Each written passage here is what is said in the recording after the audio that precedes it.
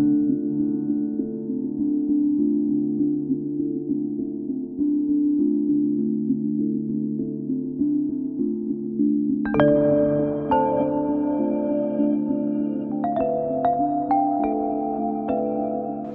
Maha from Abu Dhabi, United Arab Emirates. I live in Paris, France. I'm from Iceland. I am from Greece. I live in Denmark and I live in a city called Slagelse. From Mauritius Island, and I'm actually living in Paris. I live in Russia. I'm from Romania. I'm from Mexico. I'm from Wellington in New Zealand. And I'm German, but I'm currently living in the Netherlands.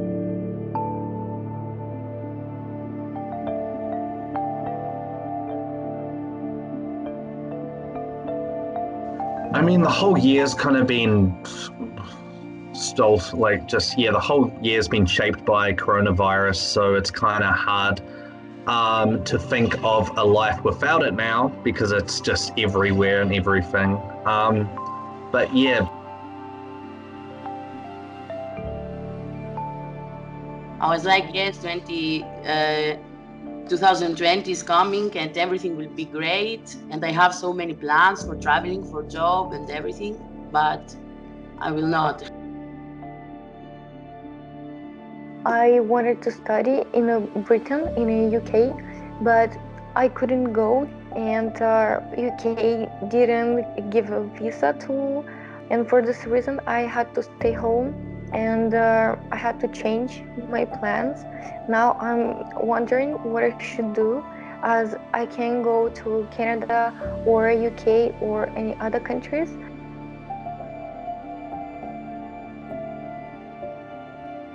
Another big thing that we missed is because me and my friends were all in grade 12, so we graduated this year.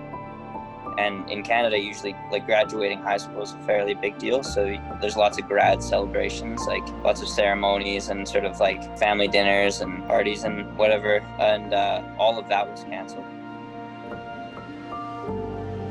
I wanted to go to Brazil with my uni, and they were planning a whole trip of 3 weeks to go to Brazil. 10 people were able to participate, and I was gonna be one of those 10 people.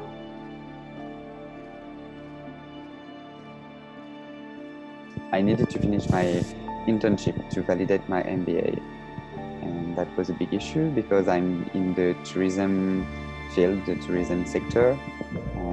I work in hotels, so a lot of us lost our internships.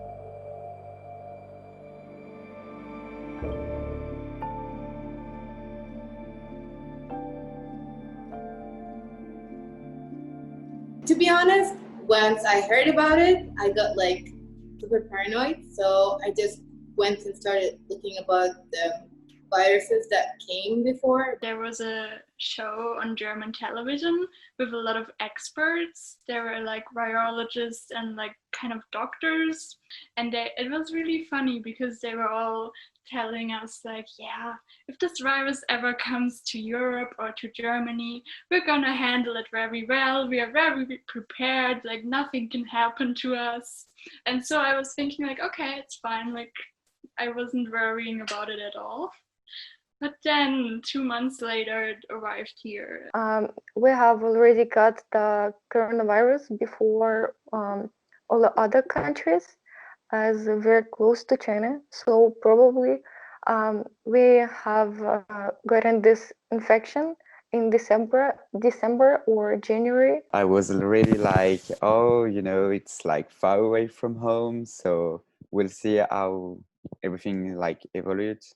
But I was just the disease there, they will manage it and that's it. I think if I think back, my first reactions were that this would be something more like SARS. Initially, I didn't think this would be something that we would need to be afraid of. Denmark completely freaked out. They started going to the supermarket and buy all the stuff, like toilet paper, clothes, food, everything from the supermarket. So we didn't kept the distance, and we were so scared of the virus that we panicked, and then nobody knew what to do at the time. Here in Mexico, we used to make jokes about that. We have parody songs and a lot of kind of memes about the virus, because we didn't realize that this will become such as big as it is right now, you know? The government acted pretty quickly. The first measure was to cancel all the events. In Greece was the period of carnivals, and all the carnivals was canceled. When everything starts, our president told us we have to pray to the Virgin Maria, and we have to pray to the Virgin Guadalupe, and we have to pray to Jesus for this to end. Yeah, so New Zealand basically implemented like a stage alert level system, 4 stages, and basically we started at level 2, which had some restrictions with social distancing and making sure that you were good hygiene practices. Yes. But after that system was announced, we went into level 4 in 48 hours to basically lock down essentially in your house and only go out for essential services. Because they declared the first COVID cases at 9 p.m. and at midnight everywhere was closed. They did not wait for it to keep rising, so directly they took the measures. Almost everything was closed. I think the second last week of March, our schools were also shut down. So we transferred to an online high school. To go out, even to go across the street, we had to fill a paper, an authorization. So you were able to go out to the grocery store, to do sports, to do a medical appointment, and if somebody in your family needed help. But that was the only 4th case you could go outside, and it was only for 1 hour. And also the government had this phone app made for which automatically tracks your whereabouts in your phone. It doesn't give out info. Yeah, I know it sounds like Big Brother is watching you. The app is designed in a way that it doesn't give out information until if you would get infected and needed to show where you've been, then you can allow them to see information on where you've been. First 2 months, like March and April, everybody stayed home, and I believe that we couldn't go outside and go to the shop without need, and we couldn't drive a car without a license, and we had to leave our houses with a mask and gloves. They told us the mask was a big important step to prevent the coronavirus. I mean, I don't know if it prevents, but that's what they told us, so we wear it. No, wearing a mask was never recommended by the health experts in New Zealand during the whole time, so we never did that. During the peak of the COVID-19, people could not even take their car and go wherever. There was police on the road everywhere. After 1 month, there has been a soft release, and people could go out depending on their alphabetical order. On Monday, from A to D, everyone had to go to the supermarket, and you could not go back till Monday next. They also did it for us, all of us, like free tests. Like I'm telling you, all of the country, they did a great job in that. And then they test you in the car. Nurses covered and stuff, they will test you in the car. And there's volunteers. But sometimes the measure was very, very unreasonable. Like we couldn't be 3 persons in the car, but we could use the bus. The bus was crowded, for example. The French government still allowed 3,000 people from Italy to come in France just to see a football match. And Italy was already in lockdown. During quarantine, the first days was very good. Weird but good, because I live with 2 of my friends, and we have great time together. We cook, drink, we watch movies and series. But after that, the situation was really bad and boring. And it was like, enough, we can't do something else. I was like, am I going to quarantine with my flatmates? Will they make me go crazy? Or will I go back home where I know I can just relax, be myself, hang out with dogs, go for massive walks, and just had that freedom. So since I wasn't working, to stay down south and just enjoy the time down there and see family members and reconnect. In my case, it was just decided that we would work from home, and it totally worked. I worked mostly from a computer, and it was decided that everybody would get a laptop. Yeah, I worked 5 days a week, 8 hours a day. So I was actually pretty busy during the week. And then in the evenings, I watched some series. But honestly, I was kind of busy all the time. So I decided after 1 month to leave my small flat in Paris and go back to my parents. Normally, I shouldn't have done that, but for me it was necessary, and I've spent the second month to my parents, so in the southeast of France. So I have been working with some ONGs, non-governmental organizations, to help in some way. I start something here in my town to give face mask, the antibacterial thing, and to give some recommendations to these people in the local market. Also, my family and I went to the forest, as we live in the far east. The forest is really close, it's just across the road, so we can go there without any problems. So we took our masks and just went far from the city. And life is sort of starting to go back to normal. Like there's non-essential businesses, some of them are opening. For the most part, life is like still restricted, but it's definitely normalizing fairly fast. I mean, like, I don't think we have corona anymore. In Germany, we don't have many people in the hospital right now anymore.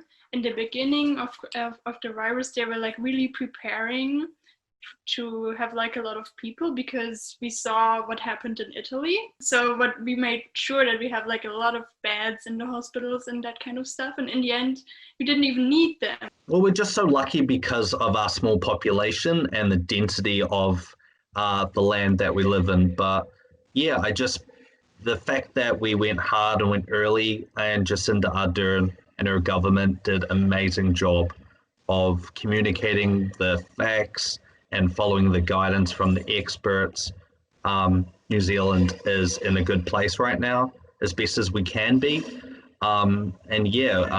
It's good to get back to normal. I don't know if we have that many cases, because there were situations where when people died of a heart attack and they were paid to say they died of corona. But the problem was in the people. I mean, that first 2 months, people were staying home and everybody was afraid of the virus. But now people are not afraid anymore, and they don't follow the rules. They don't really want to believe that the virus exists. Believe me, I want to go outside and scream and shout in front of these people, please use your face mask, because there's people who's dying. This is not a joke, this is not a game. We're not playing a role in a soap opera. This is something that's real. Concerning the borders, yeah. In fact, the borders are still closed, yeah. And the government's planning to open again in, I think, they said that it was going to open by end of August. But our borders are closed right now. However, we can go to other countries if we work there or if we're going to study. So the borders were reopened late June. Now we have, I think they have room for up to 2,000 passengers per day, and that number is based on how many sets of COVID tests they can actually perform, because we are part of the Schengen district, which is like the physical borders of the European Union. We just basically follow their advice. So for now, Iceland is open for all of Europe, and like 14, 15 other countries around the world. And that does not include Brazil. Borders are the most important thing to maintain right now. We have no community transmission, so we want to make sure that we stop any possibility of that. So basically, border controls are in effect until COVID is over. Yeah, New Zealand tourism is massive, you know, because of the Lord of the Rings. There is 5 million people in New Zealand. But yeah, tourism is struggling. We didn't close our borders like that. We were just not receiving as much international flights as we were used to. All non-essential travel is not allowed right now. So if you need to travel for work, like for your business, I think if it's really necessary, you can do that. But I don't think there's any tourism. The economy has suffered a lot. There have been a lot of people who either lost their jobs. So, for example, our government actually had to save our biggest flight company, which is called Lufthansa, and they had to support it with a lot of money in order to make it survive. Otherwise, they wouldn't exist anymore. A lot of companies need to close and everything.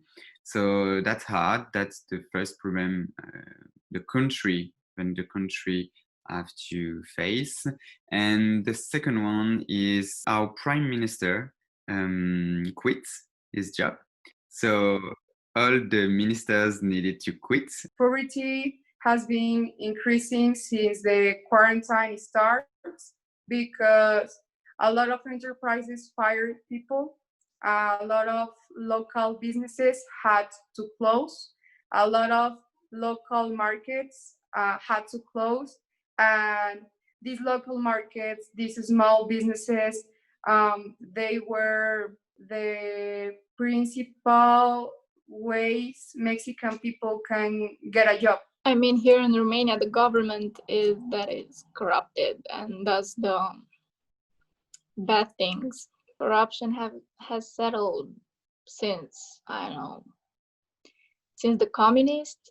I would say the biggest problem that they're facing right now is the Black Lives Matter sort of civil rights movement, and that started in America, but it's for sure prevalent in Canada. There's lots of protests and sort of lots of power behind the movement right now. We have all kinds of issues. We deal with people being homeless. It's obviously it's not a great number. There's not that many people living here, but still there is a number. And the focus now in New Zealand is the recovery, basically the economic recovery that we are dealing with right now. So that's the biggest thing. Let me tell you something, as it is the last question. I live in another city, and my parents live here with my brother. And so before everything, the coronavirus thing starts, I wasn't able to be with them a lot of time, I just came here for holidays. I just came here for some weekends, and I hadn't had the opportunity to spend with them more than a month in almost 2 years. So yeah, I lost the opportunity to have a closing ceremony, a big party for my 18th birthday, but I get the opportunity to be with them. And for me, my family is the most important thing around the world.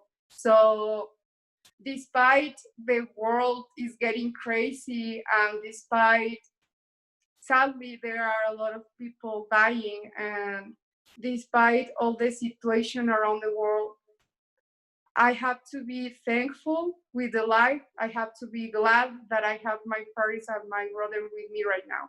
Thankfully, due to Corona, I'm going to have new vision of life, to take time for myself and adopt new way of living, because sometimes I was I think that not only me but everyone, we have a tendency to exceed in our way of doing things in business, in whatever, and exclude the human aspect. Thanks to Corona, I think it put humanity back again in a place.